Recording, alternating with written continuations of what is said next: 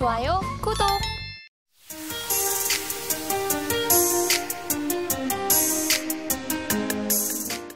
지금부터는 2교시 전략 클래스 시간 시작해 보겠습니다. 미국과 중국 증시 흐름들 짚어볼 거고요. 국내 증시 마감 전략까지도 세워보도록 하겠습니다. 당장에 어제 같은 경우는 미국 증시가 잠깐 반등을 보여줬는데 추세가 바뀌었다고 볼 수 있을지 과연 전문가님의 의견도 들어볼게요. 자, 지금 현재 가장 큰 문제는 미국도 그렇지만 중국도 생각보다는 만만치가 않은 금융 상황이라는 거죠. 부동산과 그 다음에 부양책의 미비라기보다는 부족함이죠. 부족함 때문에 증시가 올라가기가 힘들다라고 말씀드릴 수 있습니다.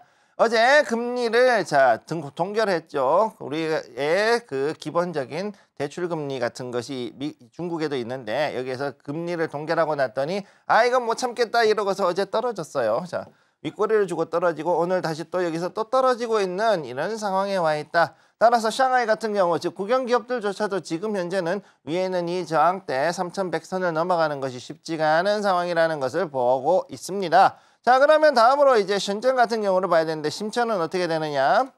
자, 심천종합지수 여기서 봤을 때 큰 움직임이 오히려 없습니다. 자, 어제도 역시 마찬가지 그렇게 크게 움직이진 않았는데 오늘도 역시 약간 음봉이 나오면서 아직까지 다시금 횡보 라인으로 들어가지 못하고 이렇게 밑에서 조금 기고 있는, 그러면서 어떻게든 올라가려고 노력은 하고 있는데 쉽지는 않은 그런 모습을 보여주고 있는 거죠. 자, 그 다음에 그러면은 이제 홍콩 H지수 한번 보도록 하겠습니다. H지수는 지금 현재 어떻게 되어 있느냐? 여기는 지금 오히려 횡보 라인에 들어와 가지고 이번에 다시 한번 여기에 상단 이 5,970선을 돌파하기 위해서 움직이는 모습을 지금 보여주고 있죠. 어쨌든 지금 자본시장에 대해 가지고서는 개선법이 지금 나올 것이기 때문에 거기에 대한 기대가 있고, 그 다음에 여기에 맞춰 가지고서 과연 홍콩 시내에 있는 부동산들을 어떤 식으로 해결해 줄 것인가, 여기에 대한 기대감이 어느 정도는 있기 때문에 H지수는 지금 그래도 이 횡보 라인에 다시금 들어와서 꺾어져서 이 저항대를 뚫고 올라갈 준비를 하고 있는 게 현재의 모습이라고 보시면 되겠습니다. 자, 그러면은 타이완의 자치행 같은 경우 가건지수. 자, 가건지수는 지금 여기서 떨어졌는데 바닥은 잡았죠. 그나마 다행입니다. 이렇게 잡다 했을 때 TSMC가 그래도 어느 정도는 이제는 조금 안정을 찾아간다라고 그렇게 볼 수가 있는 그런 상황이라고 볼 수가 있는 거죠. 따라서 여기에 이 자리, 현재 자리에서 봤을 때는요, 여기가 이제는 그래도 19,000대까지, 19,300선까지는 그래도 버텨줄 수 있는 그런 여지는 이제 존재하고 있다, 이렇게 볼 수가 있겠고, 그럼 여기에서 과연 이제 방향을 어떤 식으로 위냐 아래냐를 잡는 것이 앞으로 미국 증시에 그 영향을 받는다, 이렇게 주고받고 한다라는 것을 여러분들이 기억을 해 주시기 바랍니다. 자, 그러면 다우존스부터 이제 미국 증시를 보도록 하죠. 현재 다우존스하고 이제 여기서는 반등이 들어왔어요. 그나마 여기에 이 지지선 37,700선 여기를 그래도 조금은 어느 정도 잡아줬다. 37,700선이죠. 여기 이 자리를 잡아주고서는 반등이 들어와 줬기 때문에 그래도 다행이긴 한데, 문제는 윗꼬리가 나와서 생각보다 강하게 움직이지는 못하고 있다. 그럼에도 불구하고 자 보시면 이 저기죠. 빨간 게 2번 연속으로 나왔기 때문에 여기서는 그래도 이제는 조금 올라갈 수 있는 어느 정도의 준비가 되지 않았을까라는 기대는 할 수 있습니다. 단 문제는 뭐냐? 다우는 전 산업에 대한 이야기이고 나스닥은 기술주에 어느 정도 좀 치중이 되어 있기 때문에 나스닥은 조금 더 다를 수 있다는 겁니다.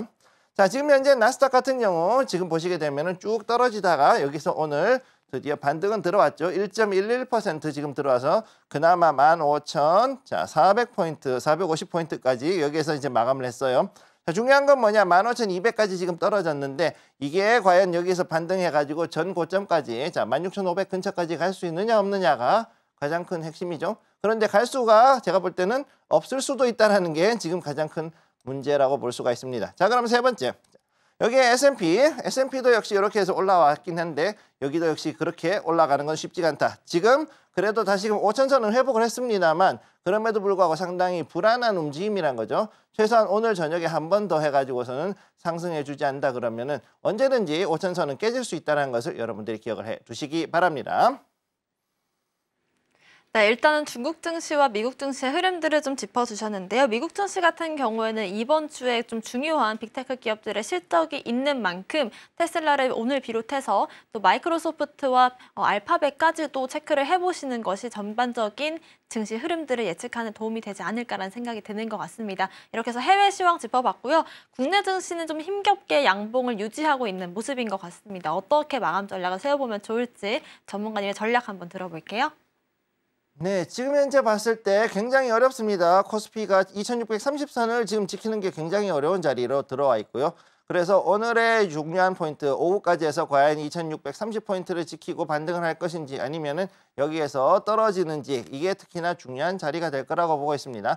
만약 여기서 떨어지게 됐을 경우에는 SK하이닉스와 그다음 삼성전자에 몰려있던 자금들이 조금 더 다른 쪽으로 빠질 수 있다는 거고요. 더욱더 중요한 거는 뭐냐? 지금 현재는 아직까지는 개인들만 매수를 하고 있었는데 과연 오후 장이 들어오면서 외국인이나 혹은 기관이 여기에서 매수 유입이 들어올 것인가 여부를 지금 지켜보는 게 굉장히 중요하다, 이렇게 말씀을 드리겠습니다.